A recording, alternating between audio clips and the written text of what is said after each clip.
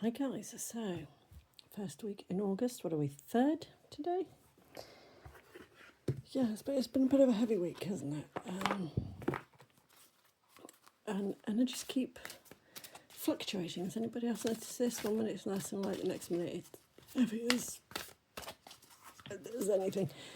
So, let's see what this week is going to bring us. Apologies for the later reading. I have been with clients literally all day since 9 o'clock this morning, so just got to a space where I can do the reading now, and I'm going to do that for you. So, as always, this is a general reading, so take what you need from it and disregard everything else. And the reading will catch you when it's supposed to. I know I do date them, but sometimes it catches you on a week where you think, actually, that was relevant, and, it was January's and we're in October, or whatever. So let's see what we've got this week. So our overview card is Sonia, Trust Your Vibes, and it says, name your higher self. We've had that one recently, haven't we? Naming your higher self. I don't think it was last week's because I used her other deck and the Atlantis cards.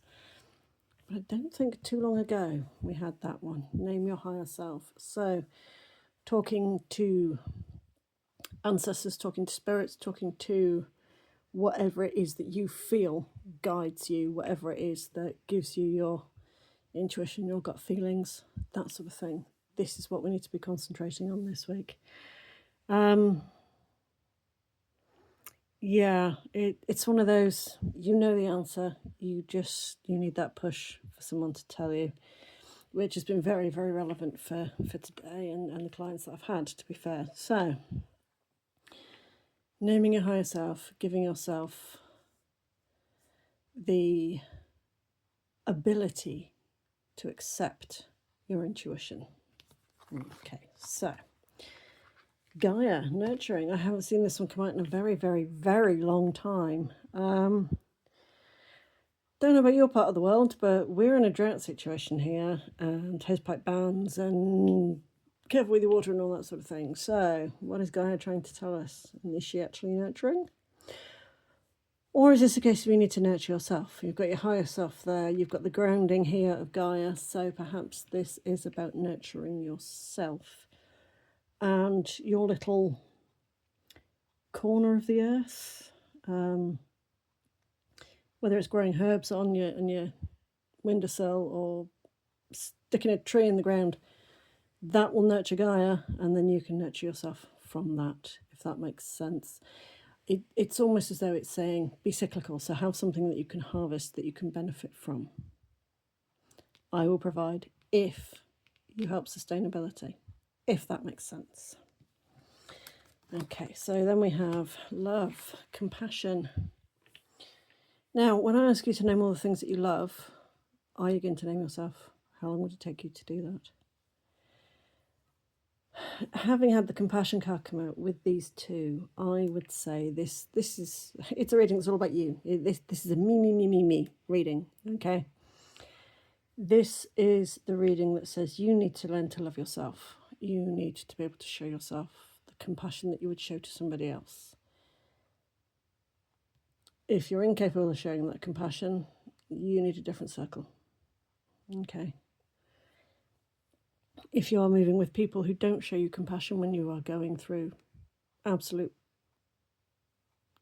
crapola, whatever you want to call it, you need a different circle. So it may be a case of moving outside of things. Don't necessarily get that vibe from this. I just get we need to center in on ourselves. We need to focus on us and what it is that we are giving ourselves, including compassion, including nutrition. Okay. And then we have creation here. So creating your own future. The key to manifestation is you already have it. Okay. 2 weeks ago, I was thinking, why don't I have any clients? Why don't I have any clients? Last week, I went, I have clients. This week, I can't move for clients. So, yay. It is one of those things. So, making yourself believe and making the universe believe that you already have what it is you're asking for. So, I am calm. I have compassion. I am nurtured and nurturing. Creating it, saying I am instead of, oh, why me, or why don't I, or anything like that. Just literally, I am. I am. So I am love. I am compassionate. I am nurturing. I create the future that I need. I create the future that I want. I create the future that is good for all of us. It's good for our higher selves, our lower selves, our physical selves, all of ourselves. It is one of those things. Now, we did a cord cutting at the weekend, one of the generational ones that you see with the 7 different generations. Everything has shifted since then, like literally everything has shifted. And it's just a couple of days ago. Things are shedding, things are shifting.